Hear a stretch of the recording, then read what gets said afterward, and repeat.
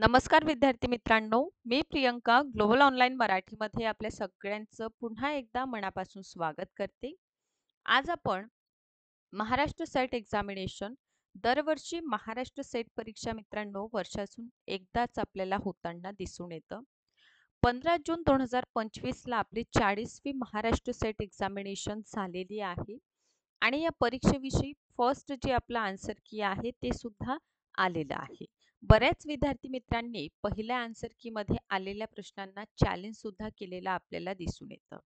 आता पहिली जेव्हा आन्सर की येतं आणि त्यानुसार जेव्हा आपण आपलं स्कोर काढत असतो आणि जे आपल्याला स्कोर आलेलं असतं, तर सगळ्या विद्यार्थी मित्रांना फायनल आन्सर की कधी येणार आणि आपलं रिझल्ट कधी लागणार आहे याविषयी नक्कीच आपण वेट करीत असतो. कारण एक परीक्षा आणि या परीक्षेमध्ये मॅक्सिमम आपण लास्ट इयरचं कट ऑफ पर्यंत जरी पोहोचलेलो आहो किंवा कट ऑफपेक्षा अबव आपण मार्क घेतलेले आहे, तर सगळ्याच विद्यार्थी मित्रांच्या मनामध्ये एक पॉझिटिव्ह वे असतं की आपण नक्कीच परीक्षा जी आहे ते क्वालिफाय होऊ शकतो म्हणून.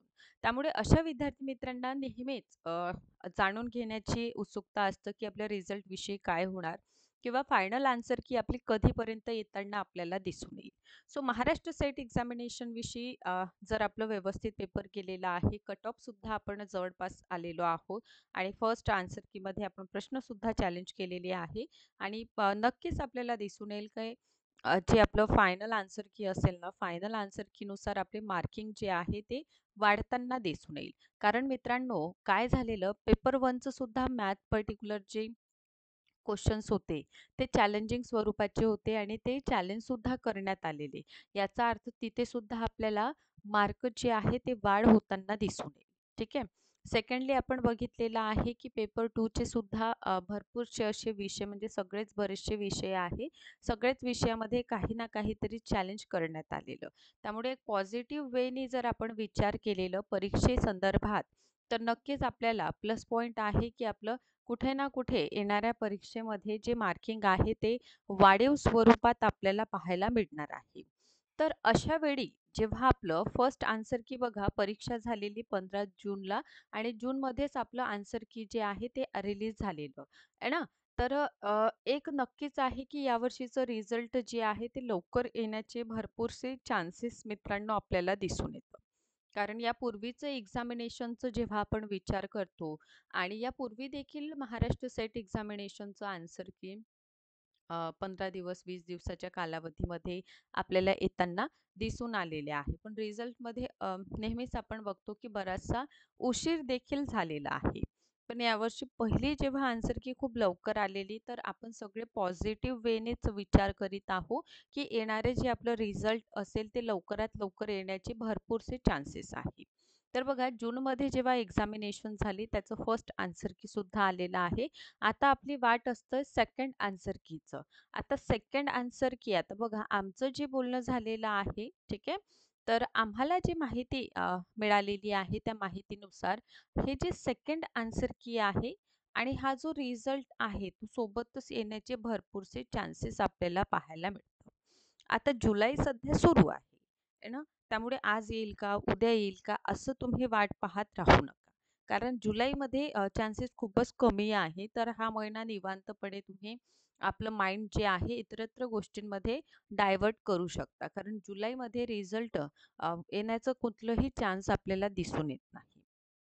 सोबतच विद्यार्थी मित्रांनो, महाराष्ट्र सेट एक्झामिनेशन नेक्स्ट परीक्षा म्हणजे 2026 ची परीक्षा जर आपण टार्गेट करीत आहात, तर आपल्या सगळ्यांसाठी कंप्लीट कोर्स पेपर 1, पेपर 2 दोनही पेपरचं कंप्लीट कोर्सेस मित्रांनो अवेलेबल आहे.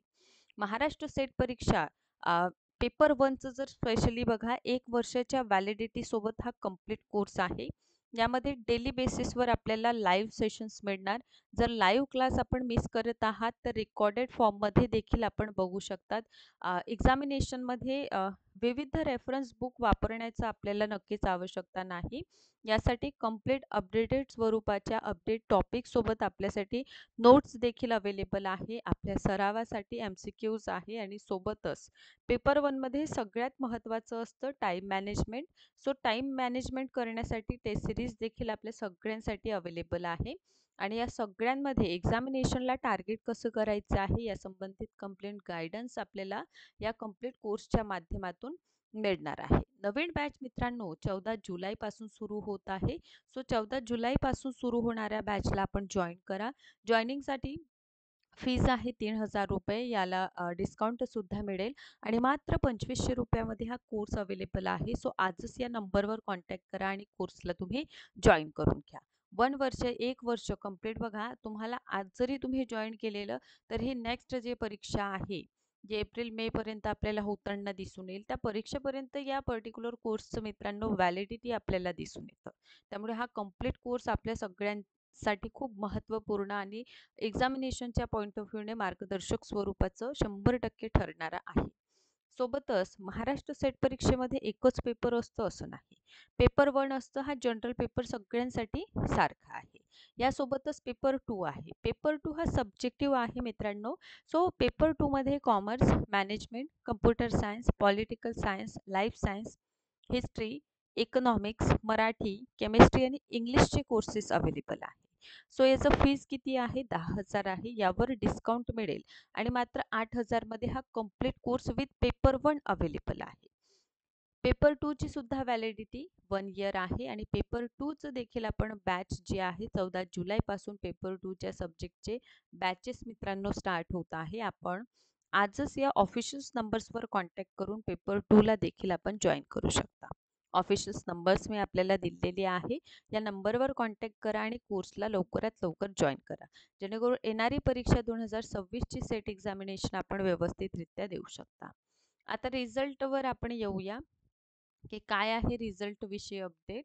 तर जुलैमध्ये तर बिलकुल आपल्याला चान्सेस मित्रांनो दिसून येत नाही रिझल्ट येण्याची. पण लक्षात घ्या ऑगस्टमध्ये नक्कीच आपल्याला 5 ऑगस्ट नंतर आपण म्हणू शकतो की रिझल्ट येण्याचे चान्सेस आहे किंवा एंड ऑफ दी ऑगस्ट. ठीक आहे. हे दोनही गोष्टी एक तर सुरुवातीला लागून जाईल किंवा एंडमध्ये लागेल. स्टार्टिंग मध्ये लागू शकतं 5 ऑगस्ट नंतर म्हटलेलं आहे स्टार्टिंगमध्ये किंवा मग एंडिंगपर्यंत ऑगस्टचे आपल्याला रिझल्ट जो आहे पाहायला मिळेल. त्यामुळे या परीक्षेला जर तुम्ही खूप व्यवस्थितरित्या दिलेली आहे आणि एक पर्टिक्युलर कट ऑफपर्यंत जरी आपण गेलेलो आहोत तरीही तुम्ही पॉझिटिव्ह वेने विचार करा आणि येणारे हे काही दिवस आहे तर तुम्ही युटिलाइज करा इतरत्र कार्यांमध्ये. रोज रिझल्टची वाट बघण्याऐवजी आपल्याला एक मी तुम्हाला सांगितलेलं आहे की जुलैमध्ये आपल्याला कुठलंही रिझल्टविषयी माहिती येणार नाही.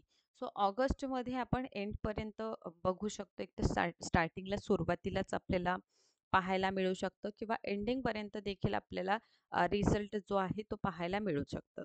त्यामुळे विद्यार्थ्यांनो हा जो तुमच्याकडे वेळ आहे या वेळेला तुम्ही दुसऱ्या वेनी काय करा यूज करा. काही वाचायला सुरुवात करा, इंटरव्ह्यूचं प्रिपरेशन करा किंवा नवं काहीतरी शिकण्याचं देखील आपण प्रयत्न करू शकता. सोबतच व्हिडिओ आवडला असेल तर नक्कीच लाईक करा. चॅनलवर नवीन असेल तर चॅनलला सबस्क्राईब करा आणि अशाच पद्धतीने माझे व्हिडिओ लेक्चर्स बघत चला. सोबतच मी तुम्हाला ऑफिशियल नंबर्स दिलेले आहे. महाराष्ट्र सेट एक्झामिनेशन विषयी काही क्वेरीज आहे मित्रांनो, काही डाऊट्स आहे, तुम्हाला महाराष्ट्र सेट परीक्षेचं मार्गदर्शन हवं आहे तर नक्कीच या ऑफिशियल नंबर्सवर आपण कॉन्टॅक्ट करू शकता आणि आमच्या कोर्सला देखील जॉईन करू शकता. Thank you so much. अशाच प्रकारे व्हिडिओ लेक्चर्स बघा.